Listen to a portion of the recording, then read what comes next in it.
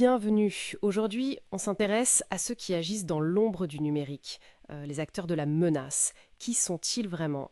On a une source qui, justement, nous aide à y voir plus clair en identifiant 5 grands types d'acteurs. L'objectif, c'est de comprendre qui fait quoi et surtout pourquoi ils le font. Oui, c'est essentiel. Parce que pour bien se défendre, il faut d'abord savoir à qui on a affaire. On parle d'individus, parfois de groupes, très différents. Leurs motivations peuvent être l'argent, la politique, l'idéologie, ou même juste le défi technique parfois. D'accord, alors explorons ça. Ces 5 groupes sont les activistes, le crime organisé, les acteurs étatiques, les scripts qui disent et puis la menace interne. Commençons peut-être par les activistes. Eux, c'est la cause avant tout. Politique ou sociale, c'est ça? Exactement. Leur but, c'est de faire passer un message. Alors leurs actions, ça peut être défigurer un site web, le rendre inaccessible avec une attaque par déni de service. En gros, submerger le serveur pour qu'il ne réponde plus. C'est pour attirer l'attention, perturber une cible qu'ils jugent problématique. On pense à Anonymous, j'imagine, hein? Oui, bien sûr, c'est l'exemple le plus connu, un collectif assez décentralisé. Ils ciblent des gouvernements, des entreprises, pour dénoncer ce qu'ils considèrent comme des injustices ou défendre la liberté d'expression. Ce qui est intéressant, c'est qu'ils peuvent avoir un impact médiatique fort, même sans avoir forcément des moyens techniques hors normes. D'accord. Si eux, c'est l'idéologie, d'autres sont beaucoup plus pragmatiques. Le crime organisé, là, on parle d'argent. Ah oui, clairement.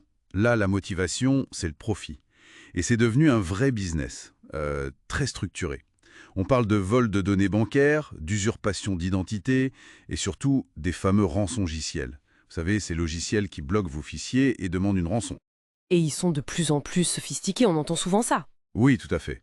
Prenez le groupe Lazarus, par exemple. Certaines sources le lient à la Corée du Nord. On les suspecte d'avoir volé des sommes folles en crypto-monnaie. Et ils seraient derrière des attaques majeures, comme celle contre Sony Pictures il y a quelques années, ou la propagation du virus WannaCry. C'est du lourd. C'est presque une entreprise, en fait. C'est ça. Avec une organisation, une planification, parfois même un support client pour aider les victimes à payer la rançon, c'est dire. Incroyable. Bon, après l'argent, le pouvoir, les acteurs étatiques, ceux qui sont soutenus par des gouvernements. Oui, et là on monte encore d'un cran en termes de capacité et de ressources.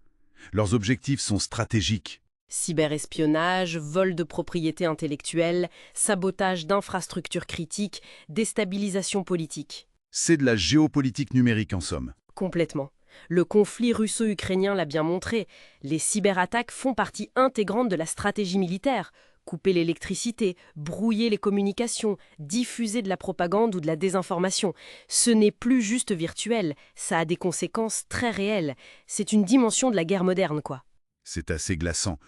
Changeons un peu d'échelle avec les scripts qui disent. Moins expérimentés, c'est ça? Ils utilisent des outils trouvés sur le net. C'est l'idée, oui. Ce sont souvent des personnes plus jeunes qui débutent. Leur motivation, ça peut être la curiosité, le défi, l'envie de se faire remarquer dans une communauté en ligne. Mais attention, même s'ils n'ont pas une expertise très poussée, leurs actions peuvent quand même faire de gros dégâts. Ah oui. Ben oui. On se souvient de l'affaire Mafia Boy en 2000. C'était un ado de 15 ans au Canada. Il avait réussi à paralyser de gros sites web comme Yahoo, Amazon, eBay, avec une attaque par déni de service. Ça montre que même sans être un génie du code, on peut causer des problèmes sérieux. D'accord. Et pour finir, il reste une catégorie, peut-être plus insidieuse, la menace interne, celle qui vient de l'intérieur. Oui, et elle est souvent sous-estimée. Ça peut être intentionnel, hein. Un employé qui veut se venger ou voler des informations pour les revendre, mais ça peut aussi être totalement involontaire. Par négligence, ou parce que la personne s'est fait avoir par un email d'hameçonnage, le fameux phishing.